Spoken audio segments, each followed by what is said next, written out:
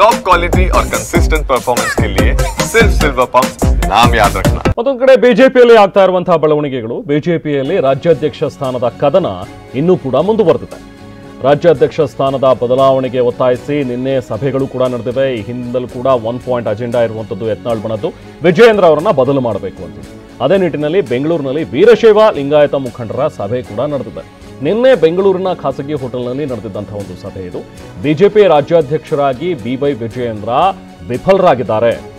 ಇದು ಕೇವಲ ಅವರ ವೈಯಕ್ತಿಕ ವೈಫಲ್ಯ ಅನ್ಸೋದಿಲ್ಲ, ಬದಲಾಗಿ ಇಡೀ ಸಮುದಾಯದ ವೈಫಲ್ಯ ಅಂತ ಹೇಳಿ ಆಗುತ್ತೆ.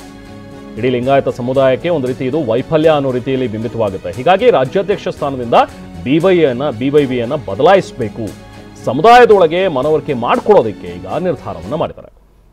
ಅಂದರೆ ಈಗ ಬಿವೈ ವಿಜಯೇಂದ್ರ ವಿರುದ್ಧ ತಾವೇನು ಒಂದು ಹೋರಾಟವನ್ನು ಮಾಡ್ತಾ ಇದ್ದಾರೆ, ಒಂದು ಟೀಮ್ ಮಾಡಿಕೊಂಡು ಯತ್ನಾಳ್ ಬಣ ಅನ್ನುವಂಥದ್ದನ್ನ ಇಟ್ಕೊಂಡು ಹೋರಾಟವನ್ನು ಮಾಡ್ತಾ ಇದ್ದಾರೆ. ನಾವು ಮಾತ್ರ ಹೋರಾಟ ಮಾಡಿದ್ರೆ ಸಾಕಾಗುತ್ತಿಲ್ಲ, ಸಮುದಾಯದ ಮುಖಂಡರುಗಳು ಕೂಡ ಸಾಥ್ ನೀಡಬೇಕಾಗತ್ತೆ ಅನ್ನುವಂಥದ್ದು. ಅಂದರೆ ಅದೇ ಸಮುದಾಯದ ಮುಖಂಡರಿಂದ ಬಿವೈ ವಿಜಯೇಂದ್ರ ಅವರ ವಿರುದ್ಧ ಒಂದಷ್ಟು ಹೋರಾಟವನ್ನು ರೂಪಿಸೋದು. ಸೊ ಆಗ ಸಮುದಾಯದ ಬಲ ಕೂಡ ಇಲ್ಲ ವಿಜಯೇಂದ್ರ ಅವರಿಗೆ.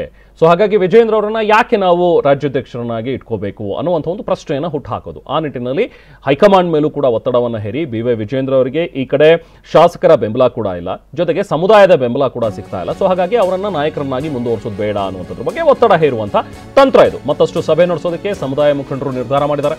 ಬಿಜೆಪಿಯ ಮಾಜಿ ಜಿಲ್ಲಾಧ್ಯಕ್ಷರು, ಮಾಜಿ ಮೇಯರ್ಗಳು ಸೇರಿದಂತೆ ಜಿಲ್ಲಾ ಮಟ್ಟದ ಸಮುದಾಯದ ಮುಖಂಡರನ್ನ ಸಭೆ ಸೇರಿಸಿ ಅವರಲ್ಲೂ ಕೂಡ ಈ ವಿಚಾರವನ್ನು ಬಿತ್ತುವಂಥದ್ದು.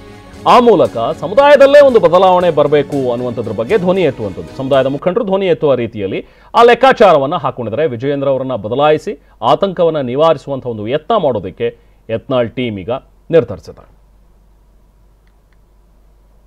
ಇನ್ನು ಸಭೆ ಆರಂಭಕ್ಕೂ ಮುನ್ನ ಯತ್ನಾಳ್ ಮಾತನಾಡಿದ್ರು. ನಾಯಕತ್ವದ ವಿಚಾರವಾಗಿ ಎಲ್ಲರೂ ಕೂಡ ಮುಕ್ತವಾಗಿ ಅಭಿಪ್ರಾಯವನ್ನ ಕೊಡಿ, ಯಾರಿಗೂ ಅಂಜಬೇಡಿ ಅಂತ ಗುಡುಗಿನೇ ಮಾತನಾಡಿದ್ರು. ಮಾತು ಶುರು ಮಾಡಿದ ಲಿಂಗಾಯತ ಮುಖಂಡರು ವಿಜಯೇಂದ್ರ ನೇತೃತ್ವದಲ್ಲಿ ಬಿಜೆಪಿಗೆ ಹಿನ್ನಡೆ ಆಗ್ತಾ ಇದೆ, ಲಿಂಗಾಯತರಿಗೆ ಹಿನ್ನಡೆ ಆಗೋ ಸಾಧ್ಯತೆ ಇದೆ ಅಂತ ಕೂಡ ಮಾತಾಡಿದ್ದಾರೆ.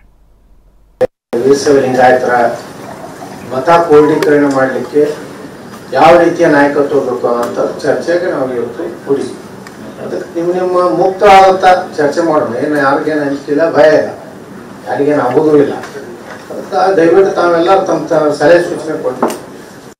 ವಿಜಯೇಂದ್ರ ಅವರ ನೇತೃತ್ವವನ್ನು ನೋಡಿದ್ರೆ ಯಾಕೋ ಇದು ಲಿಂಗಾಯತರಿಗೆ ಹಿನ್ನಡೆ ಆಗುವ ರೀತಿಯಲ್ಲಿ ಕಾಣ್ತಾ ಇದೆ. ನೀವು ಮೊದಲು ಈ ರಾಜ್ಯಾಧ್ಯಕ್ಷರ ಬದಲಾವಣೆ ಮಾಡಿ ಮುಂದಿನ ದಿನಗಳಲ್ಲಿ ಕರ್ನಾಟಕದಾದ್ಯಂತ ನಾವು ಒಂದು ಒಳ್ಳೆ ಸಂಘಟನೆಯನ್ನ ಮಾಡಿ ಇವತ್ತು ದುಡಿದಂತ ಕಾರ್ಯಕರ್ತರು ನಮ್ಮ ಜೊತೆಗೆ ಕರ್ಕೊಂಡು ಹೋಗುವಂತ ಕೆಲಸವನ್ನ ನಾವು ಮಾಡೋಣ ಅಂತ.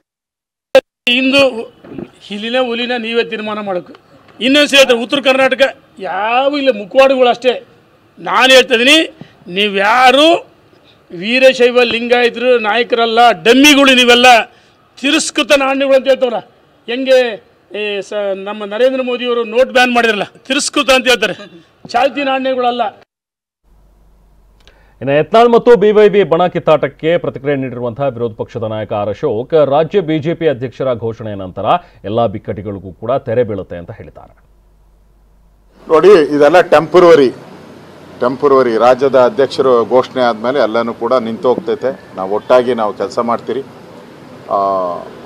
ಪ್ರಜಾಪ್ರಭುತ್ವದಲ್ಲಿ ಮಾತಾಡೋವಂಥ ಒಂದು ಹಕ್ಕಿದೆ, ಸ್ವಲ್ಪ ಅತಿರೇಕ ಆಗಿರ್ಬೋದು, ಆದರೆ ಇವೆಲ್ಲ ಸರಿ ಹೋಗ್ತೈತೆ. ನಾವು ಒಟ್ಟಿಗೆ ಹೋಗ್ತೀರಿ.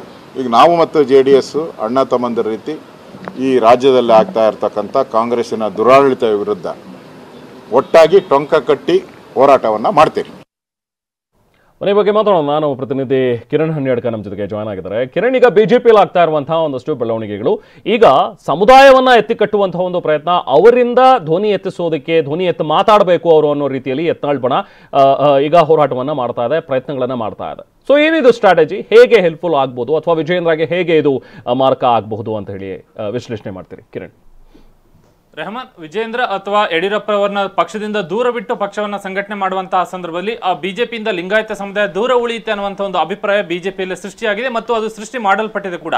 ಹೀಗಾಗಿ ಈ ಒಂದು ಅಭಿಪ್ರಾಯ ಇರುವಂತಹ ಸಂದರ್ಭದಲ್ಲಿ ವಿಜಯೇಂದ್ರ ಅವರನ್ನ ರಾಜ್ಯಾಧ್ಯಕ್ಷ ಸ್ಥಾನದ ಬದಲಾವಣೆ ಮಾಡಲೇಬೇಕು ಅನ್ನುವಂಥ ಯತ್ನಾಳ್ ಮತ್ತು ಅವರ ತಂಡದ ಪ್ರಯತ್ನ ಏನಿದೆ ಅದಕ್ಕೆ ಒಂದು ರೀತಿಯಲ್ಲಿ ಈ ಒಂದು ಅಭಿಪ್ರಾಯ ಇಲ್ಲಿ ಅಡ್ಡಿ ಆಗ್ತಾ ಇದೆ. ಹೀಗಾಗಿ ಅವರ ಪ್ರಯತ್ನ ಯಶಸ್ವಿ ಆಗಬೇಕಾದ್ರೆ ಈ ಅಡ್ಡಿಯನ್ನು ಅವರು ಮೊದಲು ನಿವಾರಿಸಿಕೊಳ್ಬೇಕು. ಅದಕ್ಕಾಗಿ ಅವರು ತಮ್ಮ ಪ್ರಯತ್ನವನ್ನ ಕೊಂಚ ಬದಲಾವಣೆಯನ್ನ ಮಾಡ್ಕೊಂಡಿದ್ದಾರೆ. ಅಂದ್ರೆ ವಿಜಯೇಂದ್ರ ಅಥವಾ ಯಡಿಯೂರಪ್ಪ ಅವರನ್ನ ಪಕ್ಷದಿಂದ ದೂರ ಬಿಟ್ರೆ ಅಥವಾ ವಿಜೇಂದ್ರ ಅವರನ್ನ ಬದಲಾವಣೆ ಮಾಡಿದ್ರೆ ಲಿಂಗಾಯತ ಸಮುದಾಯ ಪಕ್ಷದಿಂದ ದೂರ ಉಳಿಯೋದಿಲ್ಲ, ದೂರ ನಿಲ್ಲೋದಿಲ್ಲ ಅನ್ನುವಂಥ ಅಭಿಪ್ರಾಯ ಸೃಷ್ಟಿ ಆಗಬೇಕು.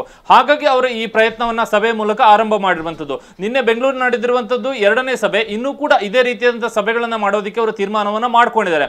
ಅಂದ್ರೆ ಜಿಲ್ಲಾ ಮಟ್ಟದಲ್ಲಿರುವಂತಹ ಬಿಜೆಪಿಯ ಮುಖಂಡರುಗಳು, ಈ ಹಿಂದೆ ಬಿಜೆಪಿ ಜಿಲ್ಲಾಧ್ಯಕ್ಷರಾಗಿದ್ದಂಥವ್ರು, ವಿವಿಧ ಜಿಲ್ಲೆಗಳಲ್ಲಿರುವಂತಹ ಪಾಲಿಕೆಗಳ ಮೇಯರ್ಗಳಾಗಿದ್ದಂಥವ್ರು, ಅಂದ್ರೆ ಲಿಂಗಾಯತ ಸಮುದಾಯಕ್ಕೆ, ವೀರಶೈವ ಲಿಂಗಾಯತ ಸಮುದಾಯಕ್ಕೆ ಸೇರಿದಂತಹ ಮುಖಂಡರು ಯಾರಿದ್ದಾರೆ ಅವರೆಲ್ಲರನ್ನೂ ಕೂಡ ಸುಮಾರು 50ರಿಂದ 60 ಜನ ಅಥವಾ ಅದಕ್ಕಿಂತಲೂ ಹೆಚ್ಚಾದ್ರೆ ಅಷ್ಟು ಜನರನ್ನು ಸೇರಿಸಿಕೊಂಡು ಸಭೆಯನ್ನ ಮಾಡಿ ವಿಜೇಂದ್ರ ಅಥವಾ ಯಡಿಯೂರಪ್ಪ ಅವರು ಇಬ್ರು ಕೂಡ ಪಕ್ಷಕ್ಕೆ ಅನಿವಾರ್ಯ ಅಲ್ಲ ಮತ್ತು ಸಮುದಾಯಕ್ಕೂ ಕೂಡ ಅವರು ಅನಿವಾರ್ಯ ಅಲ್ಲ ಅನ್ನುವಂಥ ಅಭಿಪ್ರಾಯವನ್ನ ಸೃಷ್ಟಿ ಮಾಡಿ ಆ ಮೂಲಕ ತಮ್ಮ ಪ್ರಯತ್ನವನ್ನ ಮತ್ತಷ್ಟು ಮುಂದುವರಿಸುವಂತ ಒಂದು ಲೆಕ್ಕಾಚಾರವನ್ನು ಇಟ್ಟುಕೊಂಡು ಈ ಸಭೆಯನ್ನ ಮಾಡ್ತಾ ಇದ್ದಾರೆ. ಯಾಕೆಂದ್ರೆ ಈ ವಿಜೇಂದ್ರ ಅವರ ವೈಫಲ್ಯ ಆದ್ರೆ ಅದು ಕೇವಲ ವಿಜೇಂದ್ರ ಅವರ ವೈಯಕ್ತಿಕವಾಗಿ ಅವರ ವೈಫಲ್ಯ ಅನಿಸೋದಿಲ್ಲ, ಬದಲಾಗಿ ಒಬ್ಬ ಪಕ್ಷದ ಒಂದು ಅಥವಾ ಸಮುದಾಯದ ವೈಫಲ್ಯ ಆಗತ್ತೆ ಅನ್ನುವಂತ ಕಾರಣಕ್ಕಾಗಿ ವಿಜೇಂದ್ರ ಅವರನ್ನ ಬದಲಾವಣೆ ಮಾಡಬೇಕಾದ್ರೆ ವೀರಶೈವ ಲಿಂಗಾಯತರು ದೂರ ಉಳಿಯೋದಿಲ್ಲ ಅನ್ನುವಂಥ ವಾತಾವರಣ ಸೃಷ್ಟಿ ಮಾಡ್ಕೊಂಡು ಇವರು ಮುಂದುವರಿಬೇಕಾಗತ್ತೆ. ಹೀಗಾಗಿ ಆ ಒಂದು ಪ್ರಯತ್ನದಲ್ಲಿ ಈಗ ಯತ್ನಾಳ್ ಅವರ ತಂಡ ತಮ್ಮ ಒಂದು ಪ್ರಯತ್ನವನ್ನ ಬದಲಾವಣೆ ಮಾಡಿಕೊಂಡು ಈ ನಿಟ್ಟಿನಲ್ಲಿ ಕಾರ್ಯತಂತ್ರ ರೂಪಿಸ್ತಾ ಇದ್ದಾರೆ. Rahman, thank you Kiran.